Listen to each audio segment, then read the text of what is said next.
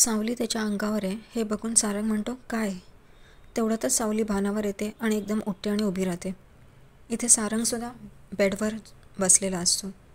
इथे सावली म्हणते की जयंतीबाईंनी बाहेर होत्या ना, आणि ती एकदम फटीतून बाहेर बघते की ती अजून आहे का गेली म्हणून. तर तिला कळतं की ती गेली आहे.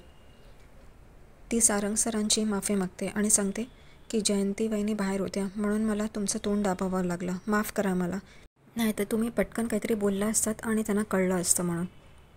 इथे सारंग तिच्याकडे बघत असतो. तेवढ्यातच सावली दरवाजा खोलून बाहेर जाते. इकडे बाहेर हॉलमध्ये अप्पू खेळत असतो आणि त्याची आई, अप्पू खेळू नको रे आता, झोप, चालू असतं. तेवढ्यातच सावली तिकडे येते आणि आई विचारते, काय झालं साऊ बाळा? तर ती म्हणते की थंडी खूप आहे ना, त्यामुळे मला जास्तीचे चादर हवी आहे. तेव्हा तिची आई म्हणते हो. आणि तेवढ्यातच तिकडे जयंती येते चादर आणि उशी घेऊन. तेव्हा ती म्हणते, मी नाही आहे माझी देणार, इथे तुम्हाला द्यायची तर द्या. इथे सावलीची आई म्हणते बरं, आणि तिच्या नवऱ्याला सांगते ती चादर द्यावं तिला. तिचे वडील तिला चादर आणि उशी जास्तीचे देतात आणि हे घेऊन सावली रूममध्ये जाते. इथे जयंती पण आपली कॉट तयार करत असते. सावलीची आई तिच्या वडिलांना सांगत असते, मला सावलीला असं बघून खूप बरं वाटतं. सावलीचे वडील पण म्हणतात, जावई बापू खूप काळजी घेत आहेत तिची. आई आणि वडील हेच बोलत असतात की जावई बापू आणि तिचं खूप चांगलं चाललं आहे. आई म्हणते, मला आधी वाटलं नव्हतं की ती सुखी असेल म्हणून, पण आता बघून बरं वाटतं आहे. इथे सावली रूममध्ये येते तेव्हा सारंग खिडकीच्या बाहेर बघत बसलेला असतो. सावली दरवाजा लावते आणि आत येते आणि ती सारंगच्या पाठीमागे येऊन उभी राहते आणि म्हणते, मला काहीतरी बोलायचं आहे. सारंग म्हणतो, हो बोल. तेव्हा ती म्हणते, मला माफ करा, मला माहिती आहे तुम्ही जे काही बोलला आहात ते, पण माझ्या आईबाबांना कळलं असतं तर ते हे पचवू शकले नसते, म्हणून असं एका खोलीत राहावं लागतं आहे. आपण एका खोलीत राहिलो नाही हे मला माहिती आहे. पण तो म्हणतो ठीक आहे, आणि तो जाऊन बेडवर झोपायला जातो. इथे सावली आपला हंतरून खालती पांघर घालते आणि ती पण झोपते. इकडे बाहेर सगळेजण, आई, वडील आणि अप्पू एकाच ठिकाणी झोपलेले असतात. जयंती कॉटवर वरती झोपलेली असते आणि बाहेर सावलीचा मोठा भाऊ बबलू आणि सोहम इथं शेकोटी पेटून मजा लुटत असतात. इथे सावलीचा मोठा भाऊ म्हणतो, तुम्हाला बाहेर झोपण्याची सवय नसेल आणि जास्ती थंडी वाजत असेल तर तुम्ही आत जाऊन झोपलं तरी चालेल. तेव्हा सोहम आणि बबलू म्हणतात की नाही, इकडे खूप मजा येते, बरं वाटतं आहे, मस्त वाटतं आहे, गार वाटतं आहे. तेव्हा सोहम परत म्हणतो की इथे कॅम्पफायरची मजा येते, आणि सोहम आणि बबलू एकमेकांकडे बघतात. सारंग बेडवर झोपलेला असतो आणि सावली खालती हंतरून घालून झोपलेली असते. इकडे सारंगला डास चावत असतात. तो सारखा हातावर मार, इकडे मार, तिकडे मार करत असतो. सावलीला आवाज येतो म्हणून ती उठून बसते आणि हळूच कॉटच्या फटीतून बघते. तेव्हा तिला असं कळतं की सारंगला डासांचा त्रास होतो आहे. ती उठते आणि मच्छरची कॉईल लावते आणि रूममध्ये सगळीकडे फिरवते आणि टेबलावर ठेवते, म्हणजे सारंगला नीट झोप लागेल, त्याला डास चावणार नाहीत. नंतर ती सारंगच्या पायाखालनं पांघरून काढते आणि त्याला पांघरून घालते. नंतर तीसुद्धा जाऊन झोपते. सारंगचा फोन वाजतो तेव्हा एकदम डचकून तो उठतो आणि त्याला कळतं सकाळ झाली आहे म्हणून. तो फोन त्याच्या आईचा असतो. तो बोलतच असतो. तेवढ्यातच इकडे सावली रूममध्ये सारंगचे टॉवेल, टूथब्रश हे सगळं घेऊन येते आणि त्याच्या पुढ्यात ठेवते आणि बाकीची आवराआवर करत असते बेडवर. इथे तिलोत्तमा सारंगला सांगत असते, कसा आहेस, ठीक आहेस ना? तो म्हणतो, हो आई, मी ठीक आहे. तिलोत्तमा त्याला सांगत असते, जेवणाची आभाळ करू नकोस, व्यवस्थित खा आणि चांगलं पौष्टिक खा, काही त्रास करून घेऊ नकोस. तो हो आई, मी काळजी घेईन, तू काळजी करू नकोस वगैरे असं सगळं म्हणत असतो.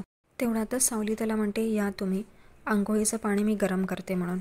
नंतर ती रूममधनं बाहेर निघून जाते. सारंग आपला फोन आटपून उठतो, आपलं सामान घेतो जे सावलीने ठेवलेलं असतं, टॉवेल, टूथब्रश, टूथपेस्ट सगळं, आणि बाहेर येतो. तर इकडे बाहेर बबलू, सोहम, सावलीचे वडील, सावलीचा मोठा भाऊ सगळे चहा पीत बसलेले असतात. तेवढ्यातच इकडे जयंती बघते की जावई बापू आलेत म्हणून ती अगदी धावत धावत त्यांच्या पुढे जाते. जावई बापू, तुम्हाला काही हवं आहे का? इकडे सावलीचे आई आणि अप्पू पण त्याला म्हणतात, तुम्हाला काही हवं आहे का? तो म्हणतो, नाही, मी बाथरूम शोधतोय, बाथरूम कुठे आहे? तर इथे जयंती काहीतरी बोलणार आणि तेवढ्यात अप्पू म्हणतो, या ना दाजी मी तुम्हाला दाखवतो म्हणून. आणि अप्पू सारंगला घेऊन तिकडून निघून जातो. तारा आपला फोन बघत असते. तेवढ्यातच इकडून भैरवी येते आणि इथे ताराकडे बघते. ती सोफ्यावर बसते आणि आपला फोन घेते आणि फोन लावते. ती तो फोन जगन्नाथला लावते. इथे ती जगन्नाथला हिणवत असते की काय, कसे आहात. मुद्दामून ती जगन्नाथला त्रास देते. भैरवी जगन्नाथला म्हणते, काय त्या व्हिडिओचं काय झालं, आणि हसते. ती इकडे मुद्दामून जगन्नाथला हिणवत असते, कारण जगन्नाथले मागच्या वेळेला तिला त्या व्हिडिओवरनं खूप त्रास दिलेला असतो. त्यामुळे आता भैरवी हा बदला घेते. भैरवी जगन्नाथला म्हणते, काय तुमच्या त्या व्हिडिओचं काय झालं, खाक झाला ना. तेव्हा इकडे जगन्नाथ खूप रागात असतात, पण ते काही बोलत नाहीत, चुपचाप ऐकून घेतात.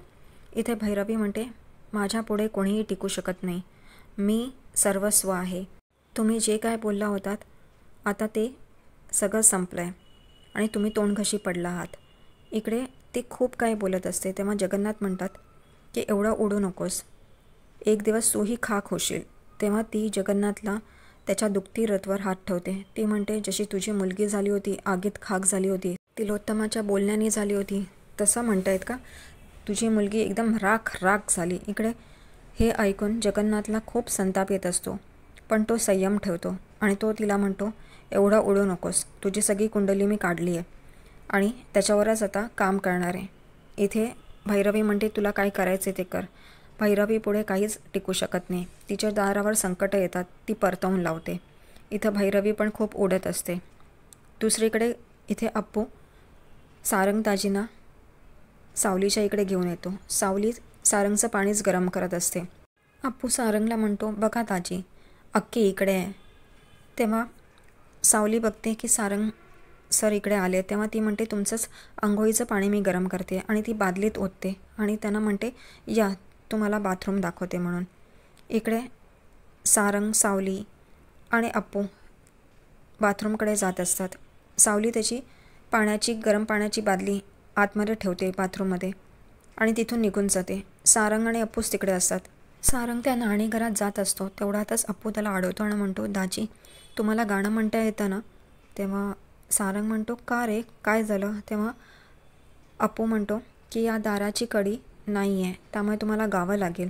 तो म्हणतो, असं कसं कडी नाही आहे, काहीतरी प्रबंध असेलच ना. तो म्हणतो, नाही, आणि हो तुमचा टॉवेल माझ्याकडे द्या, कारण आतमध्ये काहीच टॉवेल अडकवायला काही नाही आहे. इथे सारंग चकित होतो. तो म्हणतो, बरं ठीक आहे. इथे सारंगला अप्पू म्हणतो की तुम्ही आत जा नहा, आणि तुम्हाला टॉवेलची गरज लागली की मला सांगा, मी बाहेरच तुमचा टॉवेल घेऊन उभा आहे. सारंग ठीक आहे म्हणतो आणि आत जातो. तेव्हा परत अप्पू म्हणतो की तुम्हाला गाता येतं ना दाजी. तो म्हणतो, हो हो येतं ना, आणि तो आतमध्ये निघून जातो.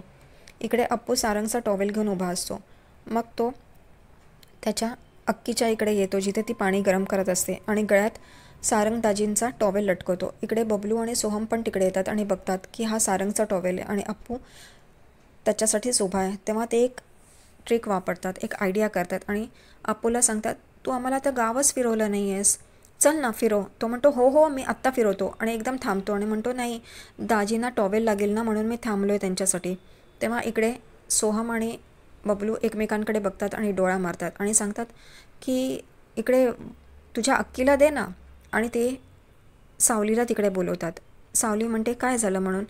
तेवढ्यातच सोहम आणि बबलू सावलीला म्हणतात की सारंग दादाला हा टॉवेल दे, आम्ही बाहेर चाललो आहे म्हणून, आणि अप्पूला सांगतात, चला आपण बाहेर जाऊया म्हणून. इकडे सावली तो टॉवेल हातात घेते आणि त्यांच्याकडे बघतच राहते. आणि इकडे आतून सारंगचा आवाज येतो, अप्पू टॉवेल दे ना, आणि सावली एकदम डचकते.